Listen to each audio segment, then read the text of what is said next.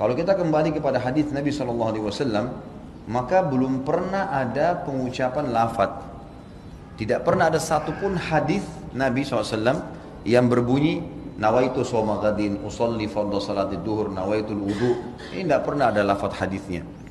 Dari mana ini? Ini dari teman-teman kita yang menisbatkan diri kepada mazhab Syafi'iyah di Mesir, tepatnya di Al-Azhar. Disusunlah, mereka mengatakan niat itu harus ya supaya orang itu tidak lupa dan jelas dia ucapkan dengan lisannya. Lalu disusunlah niat-niat itu.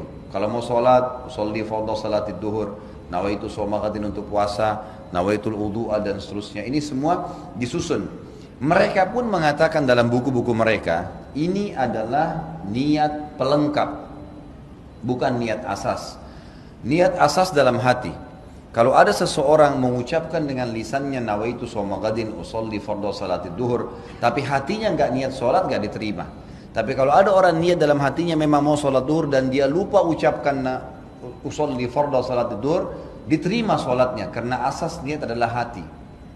Ini pendapat yang menisbatkan diri kepada Syafi'iyah, adanya niat dengan lisan tapi itu pelengkap, bukan itu asas. Bukan itu asas gitu kan. Kalau jumhur ulama, Imam Ahmad, Imam Malik, Imam Abu Hanifah mengatakan tidak ada niat kecuali dalam hati. Seperti contoh, Bapak Ibu tadi mau sholat isya, begitu iqamah kita berdiri di shaf.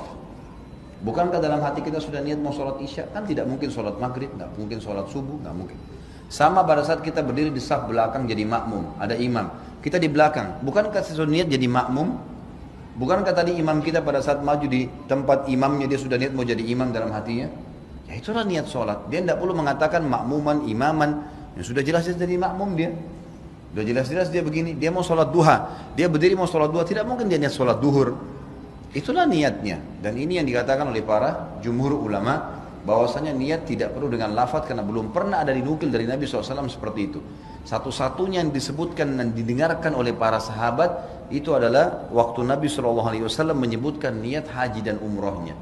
Itu pun ada sebagian ulama yang mengatakan itu bukan niatnya, itu termasuk dalam talbiyahnya. Dia bilang mengatakan labbaik Allahumma umratan. Ya Allah aku niat aku menjawab panggilan umrahmu. Labbaik Allahumma hajjan, ya Allah saya jawab panggilan hajimu, gitu kan.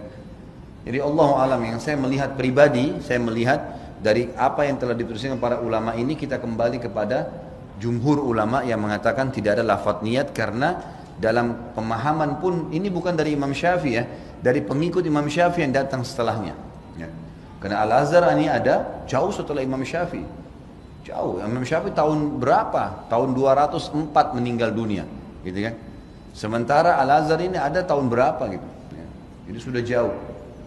Makanya datang pengikut-pengikut yang menisbatkan diri lalu kemudian memasukkan dalam sebuah madhab. Allahu alam.